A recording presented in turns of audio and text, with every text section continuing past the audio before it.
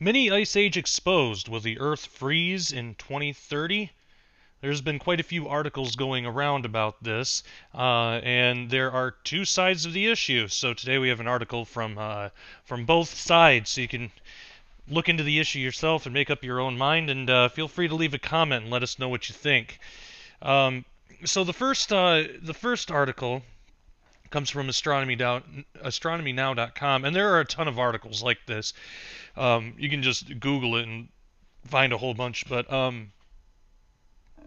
this first one, it says the title is "Diminishing Solar Activity May Bring New Ice Age by 2030," and it says that the arrival of intense cold, similar to the one that's raged during the Little Ice Age, which froze the world during the 17th century and the beginning of the 18th century, is expected in the years 2030 to 2040. These conclusions were presented by Professor V. Zarkova, Northumbria University, during the National Astronomy Meeting in Llandudno in Wales by the International Group of Scientists, which also includes Dr. Helen Popova of the Skobeltsin Institute of Nuclear Physics and the Faculty of Physics of the Lomonosov Moscow State University, Professor Simon Shepard of Bradford University, and Dr. Sergei Zarkov of Hull University. It's known that the Sun has its own magnetic field, the amplitude and spatial configuration of which vary with time. The formation and decay of strong magnetic fields in the solar atmosphere results in the changes of electromagnetic radiation from the Sun, of the intensity of plasma flows coming from the Sun, and the number of sunspots on the Sun's surface. The study of changes in the number of sunspots on the Sun's surface has a cyclic structure. It varies in every 11 years, that is also imposed on the Earth environment as the analysis of carbon-14, beryllium-10, and other isotopes in glaciers and in the trees showed. There are several cycles with different periods and properties. While the 11-year cycle, the 90-year cycle are the best known of them, the 11-year cycle appears as a cyclical reduction in stains on the surface of the Sun every 11 years. Its 90-year variation is associated with periodic reduction in the number of spots in the 11-year cycle in the 50 to 25%.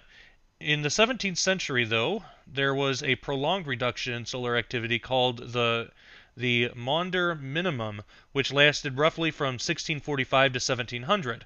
During this period, there were only about 50 sunspots instead of the usual 40 to 50,000 sunspots. Analysis of solar radiation showed that its maxima and minima almost coincide with the maxima and minima of the number of spots. In the current study published in a 3 peer-reviewed papers, the researchers analyzed a total background magnetic field from full disk magnetograms for 3 cycles of solar activity by applying the so-called principal component analysis, which allows to reduce the data dimensionally and noise to identify waves with the largest contribution to the observational data. So the scientists managed to derive the analytical formula describing the evolution of 2 waves and calculated the summary curve, which was linked to the variations in sunspots. So the authors extended the prediction of these 2 magnetic waves to the next 2 cycle 25 and 26, discovered that the waves became fully separate in the opposite hemispheres in cycle 26 and had little chance of interacting and producing sunspot numbers. So this will lead to a sharp decline in solar activities in the years between 2030 and 2040, comparable with the conditions existed previously during the Maunder minimum in the in the earlier century when there were only about 50 to 70 sunspots observed instead of 40 to 50,000, which is what they expected. Now, like I said before, there's a lot of articles about this. even this one says Helen Popova responds cautiously while speaking about the human influence on climate, and there's a quote here: "There is no strong evidence that global warming is caused by human activity. The study of deuterium in the Antarctic showed that there were 5 global warmings and 4 ice ages for the past 4,000 years. People first appeared on the Earth about 60,000 years ago. However, if human activities influence the climate, we can say that the sun, with the new minimum, gives humanity more time or a second chance to reduce their industrial emissions and to prepare when the sun will return to normal activity." So that's a quote from Dr. Helen Popova.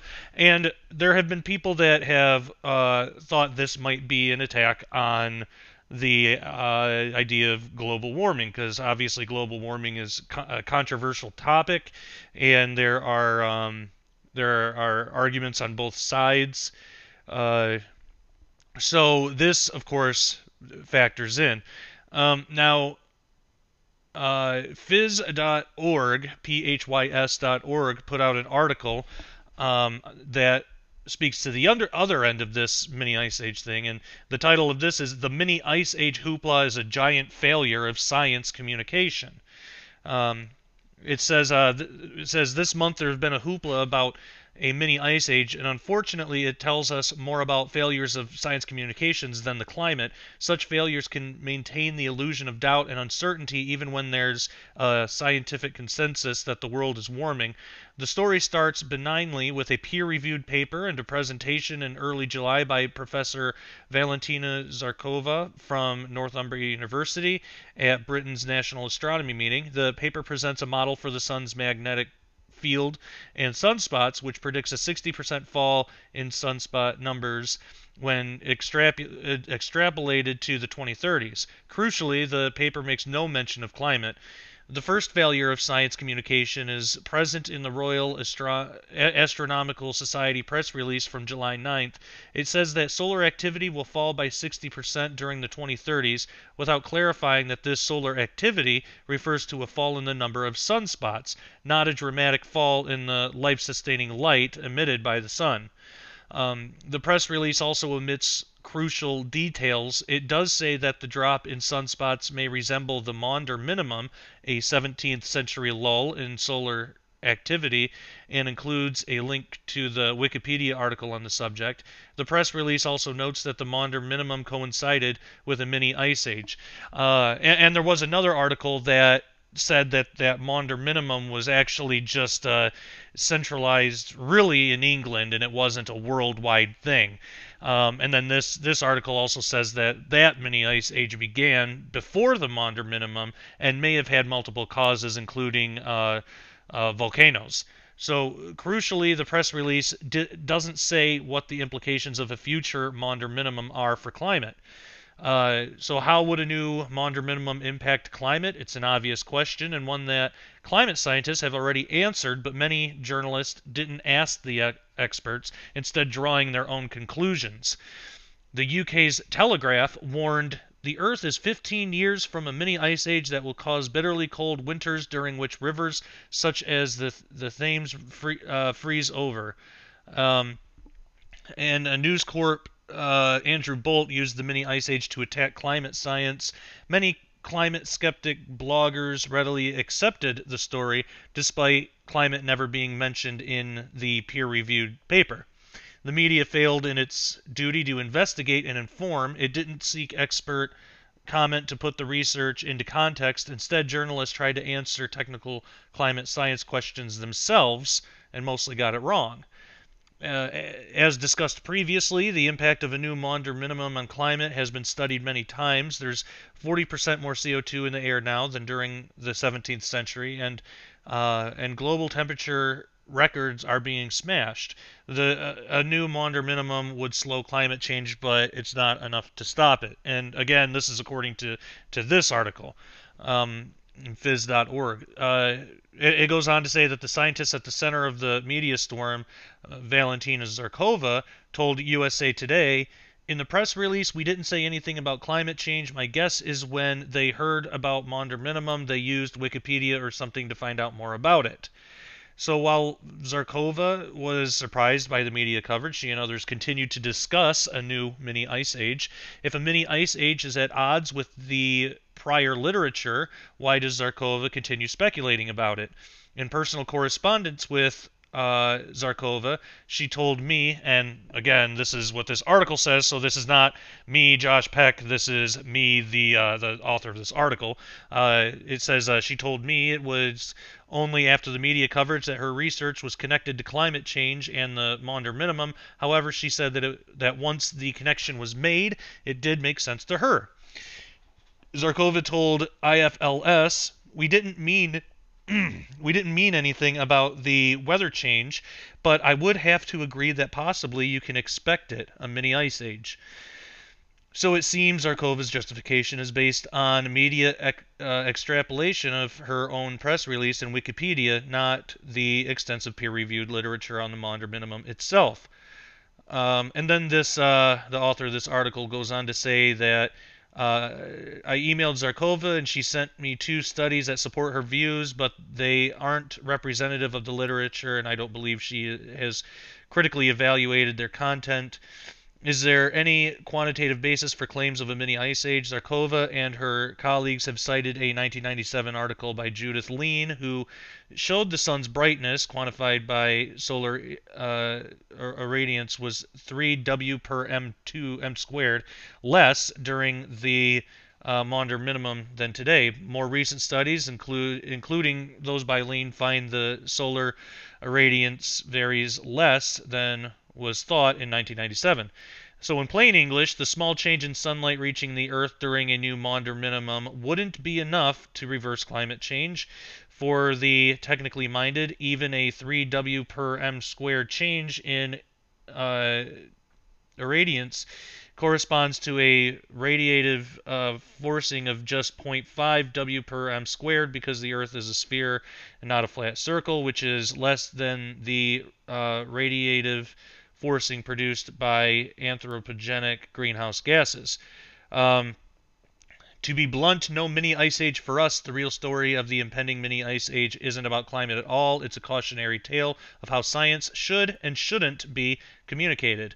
The lessons to be learned from this is scientists must communicate their science concisely and accurately, especially if we are to avoid the media frenzy highlighted by the ABC's Media Watch. If scientists, science organizations, and media aren't careful, they can inadvertently end up promoting dangerous misinformation. Okay, so there's obviously a lot to look at with this whole thing. And I've talked about this before in my book Quantum Creation. There definitely is an issue in science communicating things properly to the public. Like when the Higgs boson was discovered, and it was called the God particle, and the media ran with that, and it has nothing to do with that. The particle itself isn't even the real fascinating. It's not the really important discovery. It was the discovery of the particle showed that there is a such thing as a Higgs field, and the Higgs field is what gives gives particles their mass.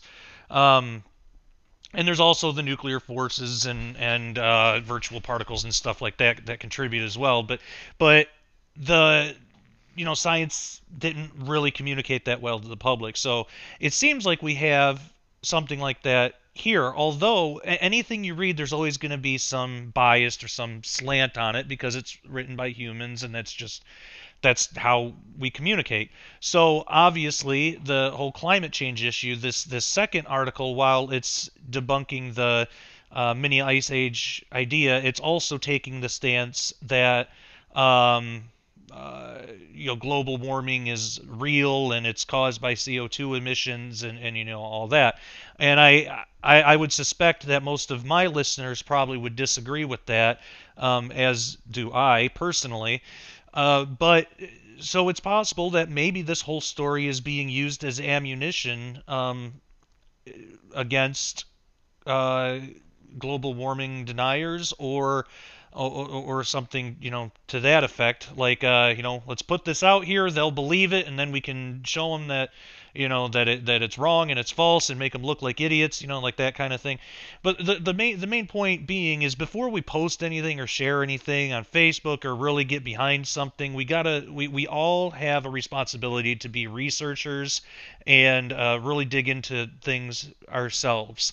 Now, what I take away from this is my personal opinion, and right now that's all it is, because I haven't done extensive study myself. I've just read a few articles and can only get from that. So this is just an opinion, but my opinion is that the mini ice age thing is not going to happen. It doesn't seem credible or real. But I also don't really buy into global warming being caused by you know CO2 emissions and all that stuff. I'm I that's kind of where I land on this.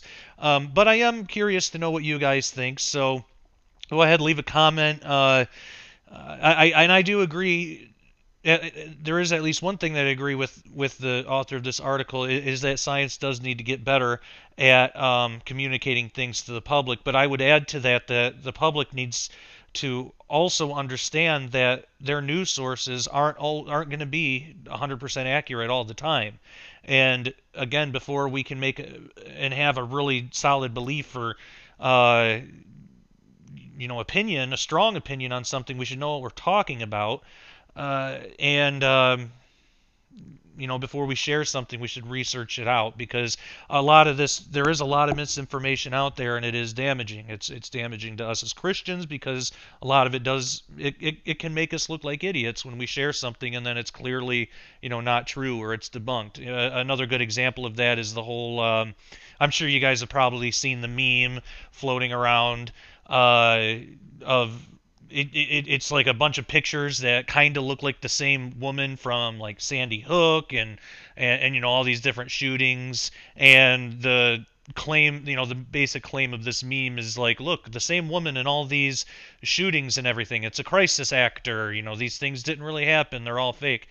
And well, that's been debunked many, many times over. I just put a post on Facebook about it not too long ago, saying that we got to be careful before we share this kind of stuff, and at least look and see if there's another side. But it's not the same. It's not the same woman. There's at least 3 different women, and they've all been identified, and it's not. So we also got to be careful before we share stuff like that too, because we never know if the families of victims. And it doesn't matter, like, it's not like I'm a false flag denier or anything. I fully believe that false flags do happen, but at the same time, I do believe that people are killed. So whether it was a false flag or whether it was a legitimate, just crazy person shooting up a place, there are still people that died. There are still families that had to lose loved ones, and I'm sure the last thing that they want to see when they log onto Facebook is some post saying that the death of their child was fake and it never happened. I mean, that's awful. So we gotta whatever our personal beliefs about it are, we gotta think about that before we post. And I mean, if we're gonna make a claim, if we're gonna make a big claim like that, we need to have a lot of evidence to back it up, and not just things that we find on the internet and share around in memes and stuff. Actual hard evidence, which is extremely difficult to come by nowadays. So I believe that's why a lot of times we got to leave these things in the realm of opinion. And sometimes when we don't know, sometimes we just got to keep them to ourselves, and instead of saying, I know this to be a fact, and I saw this picture on Facebook and it must be true. And we just gotta be careful. So anyway, let us know what you think. If you haven't done so already, subscribe to my channel, rate, comment, all that stuff, share. And thank you for watching, and as always, take care, and God bless.